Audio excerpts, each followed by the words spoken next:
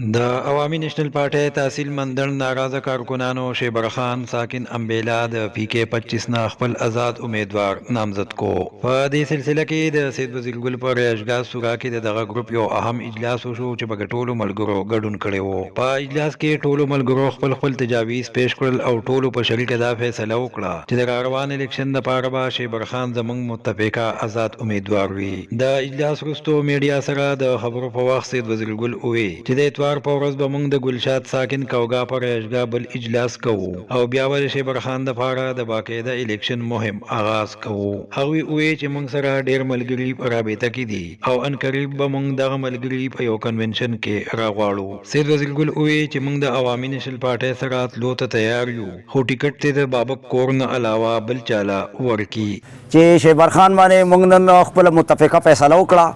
چې دا به زموږ آینده د صوبایي اسمبلی امیدواري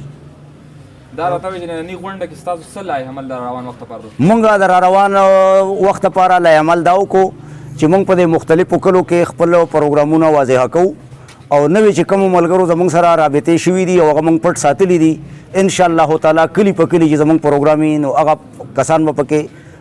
رامخې ته کوو او هغه خپل اکثریت چې دی نو دا به عامو خلکو ته ښیو. د سبا نه تاسو د شیبر خان لپاره کمپین شروع کوئ ان شاء الله تعالی چې موږ به د اتوار په ورځ باندې د ګلشاد په ځای کې زموږ غونډه ده په هغې پسې په سبا له به موږ باقاعده خپل پروګرام جاري ساتو او که نورې پارټۍ د سره رابطه کړي یا آزاد امیدواران د سره رابطه کړي د هغې سره جرګې کېناستو ته تیار یو نو هغې سره خو موږ تقریبا د مندړ په تحصیل کې دننه چې کوم کام وسي په هغې کې چې کوم د کومو مختلفو کلو مشران زموږ سره رابطې کوي او جرګه را سره کوي نو موږ سرخرو یو هغې ته لاس پناه ولاړ یو انشاءالله تعالی هر چا سره به خپله جرګه مرکه کوو. که د عوامي نېشنل پارټۍ ټیکټ د دغه کور نه راوځي بل چا لی ورکړي بیا به د پارټۍ سره ځئ نو د یو شعر کې وي چې زما خو د رقیب سره ذاتي دشمني نشته خو دا ستاسو راننګي هم د کشمیر یو مسله ده که د بابک ته کور نه بهر د هر چا سره په این پي کې که په خودوخیل کې او که په مندړ کې چاله چې ټیکټ ورکوي نو زموږ د هغه سره اعتماد دی او هغه به زموږ امیدواري بیا.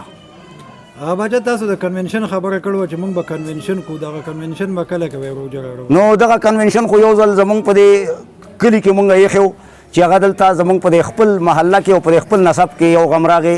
او بیا په هغې کې 15 ورځې باران دغه سلسله شروع شوه د هغې په وجه باندې کنونشن زموږ پاتې شوی نو که د روژې نه مخکې موږ ته موقع په لاس راله نو روژې نه مخکې کوو که مخکې رانله نو بیا امید رابطه کوم چې پروژه کې به کوو کنونشن به خپل کوو. باچا دا راته ووایه د عوامي نېشنل پارټۍ نه به بره بونیر کې هم ډېر کسان خفه دي د حزب لادي په شکل کې د هغې سره رابطې ستاسو شته دي؟ بلکل زموږ ورسره رابطې شته تر دې حده پورې موږ د هغې سره خپله یکجهتي نه ده کړې خو انشاءالله تعالی زموږ او د هغې مسله دا ده چې نه هغې خفه دي نه موږ خفه یو زموږ اصولي جنګ دی په اصولو باندې جنګ دی کوم خلک چې د آیین نه د منشور نه د رواج نه د دستور نه کچې ته ټیر کوزئ زموږ د هغې سره هېڅ کار نشته